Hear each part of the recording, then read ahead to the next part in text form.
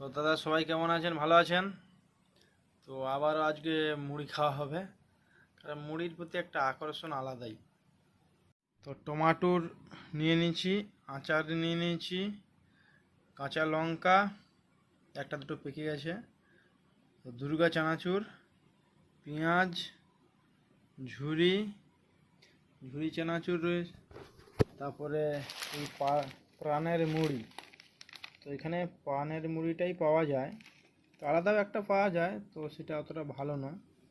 তো এই আজকের মুড়ি, তো ছোলাটা থাকলে একটু ভালো হতো।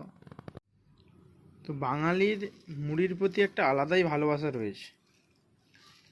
তো দেশের মতন তো চপ বা ঘুগনি ডিম ভাজা দিয়ে হবে নি, তাই মশলা মুড়ি আজ খাওয়া হবে। তো সবাই ভালো থাকবেন।